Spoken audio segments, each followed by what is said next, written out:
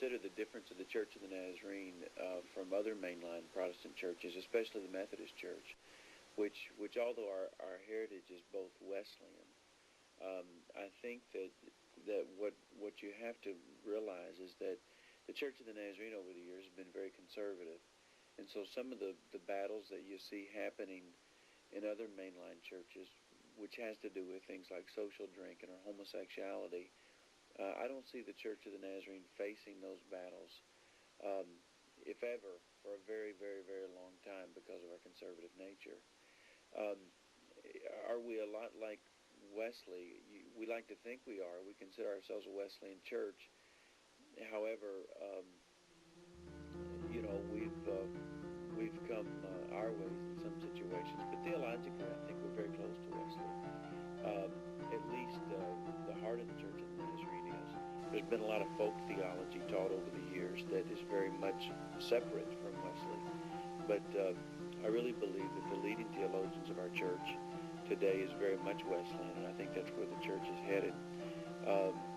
John Wesley had the small bands, the small cell groups. If there's anywhere that we've maybe fallen short of some of his practical teachings, it would be in that. And I think that there's a wave sweeping the country of small group ministry, and I think that as a church we've got to look closely at that, and not only from Wesley's perspective, but in the New Testament model, they met publicly and also from house to house, and so that's something you have to look at as well. Who's here this morning? Well, as a pastor, you want to have a very positive relationship with the people that you pastor. If you don't, you're not going to be able to pastor. And I think any time that you come to a church, it's very much established. They've been used to a certain pastor. In my situation, the person that I followed had been here 8 years. And he definitely was their pastor. They trusted him. They loved him. They cared about him. And he had a pastor's heart. It was a wonderful experience from what I understand in those 8 years. And so you follow something like that actually made it easier for me, because these people knew how to love a pastor. They knew how to care for a pastor. They knew how to befriend a pastor.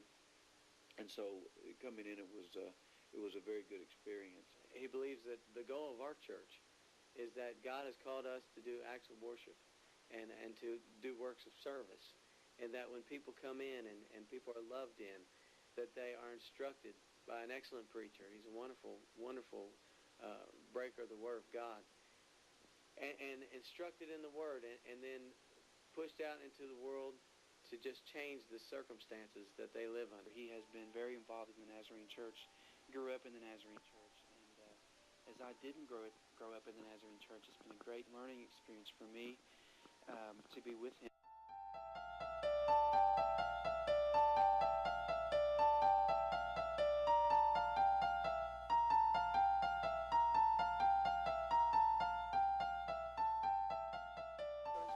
I've had one other professional experience with the church, and that was in Denver, Colorado.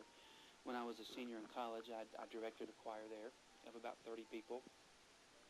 And prior to that, I was involved with a ministry called Continental Singers, where I was an assistant director for a tour that traveled overseas and did a lot of evangelism work. I don't have a lot to compare my experience here, except that it's very different. My responsibilities at the church in Denver were very specific. It was only to direct the choir and prepare them for in rehearsals, and then they would sing one song in the congregation or in the church services. And it didn't really involve leading worship or any of that kind of thing. My role was very limited. Here, my role is a lot more diversified, and it involves corporate worship leading, and it involves pastoring. It involves educating. It involves a lot more things. And I've made a joke to some people that pastoring is a lot like just being a jack of all trades. You're a psychologist at one minute, you're a musician in another, you are a spiritual advisor sometimes, and at other times you're more like a social event chairman, trying to make sure all your people are happy. It's number one purpose, and in fact the purpose of the entire worship service on Sunday mornings is to help people in the process of their worship. If it doesn't enhance worship, if it doesn't bring about worship, if it doesn't encourage worship, then we're not doing what our goal is. We have attempted to be a little more contemporary, which in many ways we're very traditional in our worship, but we would lean probably toward a contemporary side of worship. We do a lot of praise and worship courses. The services are designed to flow beautifully. We try not to have any dead time at all, but everything moves very fast pace in a sense of flow. And the whole situation and our whole goal on Sunday morning is to create an atmosphere where people are centered and focused on God, who He is, what He is doing, what He has done, and we seek to do that by the music that we choose. We don't sing things on Sunday morning that would not be considered worship. We don't sing testimonies, gospel songs that you find in the bladder pages of the hymnal.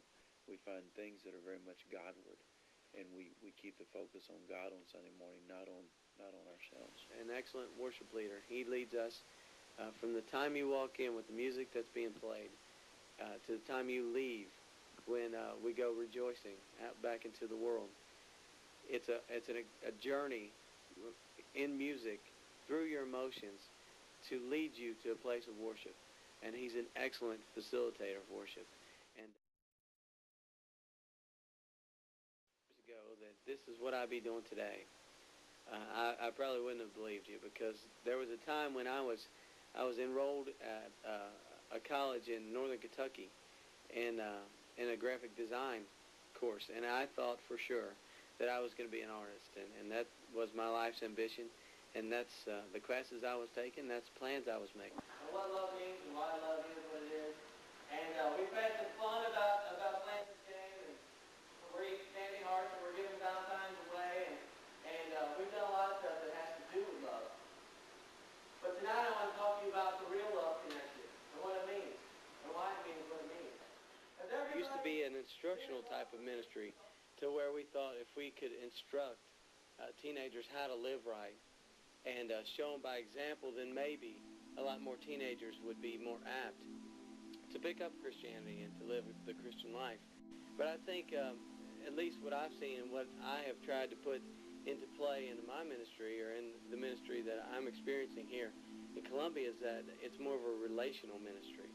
It's all about buying into the lives of teenagers and trying to teach them by example, by actually putting some feet behind the words and becoming their friend and coming onto their territory and being one of them and trying to become a teenager yourself.